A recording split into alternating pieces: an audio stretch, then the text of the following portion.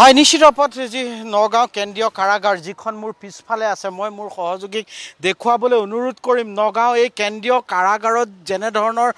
ভিতৰত সংঘটিত যি কলা অধ্যায় পোহৰলৈ আহিল আৰু তাৰ পিছতে কিন্তু সমগ্ৰ অসমৰ কাৰাগাৰৰ ভিতৰ চৰাত জোকাৰণিৰ সৃষ্টি হৈছে কাৰণ এই যিখন কেন্দ্ৰীয় কাৰাগাৰ আমি এতিয়া দেখুৱাই আছোঁ এই মুহূৰ্তত সেই কেন্দ্ৰীয় কাৰাগাৰখনৰ ভিতৰত ড্ৰাগছৰ ৰমৰমীয়া ব্যৱসায় চলিছিল বিভিন্ন ধৰণৰ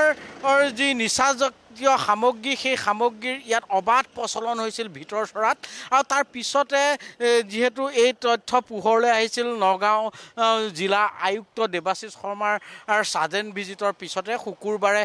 তেওঁ ছাডেন ভিজিট দিছিল আৰু তাৰ পিছত এতিয়া এই মুহূৰ্তত যেহেতু নগাঁও কেন্দ্ৰীয় কাৰাগাৰৰ যিজন অধীক্ষক সেই অধীক্ষকক কিন্তু নিলম্বন কৰা হৈছে আৰু সেই অধীক্ষকক ইতিমধ্যে আমি পূৰ্বেও DY365 দৰ্শকক অৱগত কৰিছোঁ যে সেই অধীক্ষকজনক কালি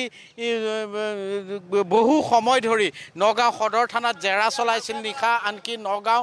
যি আৰক্ষী অধীক্ষক স্বপ্ননীল ডেকা তেওঁ নিজে গৈ পেলাই সোধপোছ কৰিছিল অধীক্ষকজনত আৰু এই অধীক্ষকজনৰ জেৰাত কিন্তু বহু তথ্য পোহৰলৈ অহা বুলি যদিও আমাৰ আগত বিশেষভাৱে তথ্যসমূহ প্ৰকাশ কৰা নাই কিন্তু তেওঁ প্ৰকাশ কৰিছিল যে বহু কথা ইতিমধ্যে পোহৰলৈ আহিছে গতিকে আজি পুনৰ এই যিখন কেন্দ্ৰীয় কাৰাগাৰ আছে নগাঁও সেই কেন্দ্ৰীয় কাৰাগাৰৰ অধীক্ষকজনক পুনৰ নগাঁও সদৰ থানাত সোধপোছ কৰিব ইয়াৰ বিপৰীতে এই কেন্দ্ৰীয় কাৰাগাৰখনৰ দুজনকৈ ৱাৰ্ডাৰ এজনৰ নাম হ'ল বিবেক পটংগীয়াৰ আৰু আনজনৰ নাম হ'ল উপেন হাজৰিকা সেই দুইজনকে ইতিমধ্যে নগাঁও আৰক্ষীয়ে কালি পুৱা ভাগত গ্ৰেপ্তাৰ কৰিছিল আৰু তাৰ পিছত দুইজনকে বৰ্তমান ন্যায়িক জিম্মালৈ 14 দিনৰ বাবে ন্যায়িক জিম্মালৈ প্ৰেৰণ কৰিছে আৰু যি ধৰণৰ ভিতৰ চৰাত কেণ্টিন আছিল 3খনকৈ কেণ্টিন আছিল সেই কেণ্টিনত সকলো ধৰণৰ নিচাজাতীয় যি সামগ্ৰী সেই সামগ্ৰী উপলব্ধ আছিল আৰু এই যি কেন্দ্ৰীয় কাৰাগাৰৰ ভিতৰত যি এক বৃহৎ ব্যৱসায় গঢ়ি উঠিছিল ৰমৰমীয়া ব্যৱসায় চলাই আছিল সেই তাৰ অন্তৰালত কিন্তু কেন্দ্ৰীয় কাৰাগাৰখনৰ অধীক্ষক যিজন বৰ্তমান নিলম্বিত মুকুল ভূঞা আৰু এই দুই ৱাৰ্ডাৰ আছিল সেই ৱাৰ্ডাৰ দুজন জড়িত থকা বুলি ইতিমধ্যে পোহৰলৈ আহিছে কিন্তু অকল এইকেইজনেই এই 3জনেই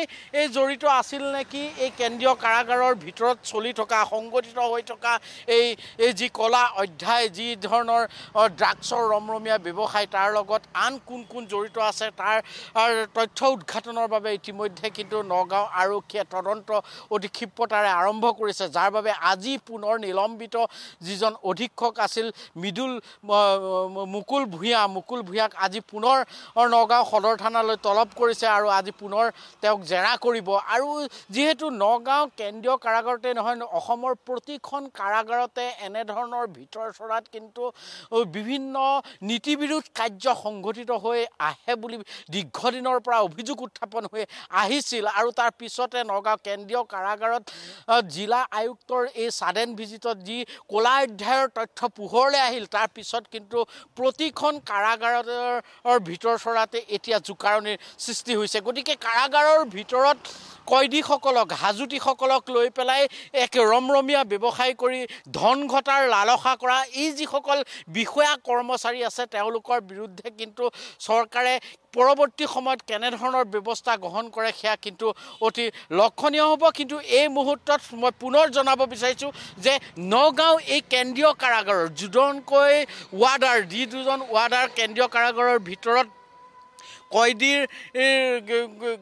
কাৰণে নিয়োজিত হৈ আছিল নিৰাপত্তাৰ কাৰণে নিয়োজিত হৈ আছিল সেই দুজন ৱাৰ্ডাৰ এজনৰ নাম হ'ল বিবেক পটংগীয়াৰ আনজনৰ নাম হ'ল উপেন হাজৰিকা এই দুজন বৰ্তমান জেলত ৰঙাঘৰৰ আলহী হৈ আছে কিন্তু ইয়াৰ বিপৰীতে যি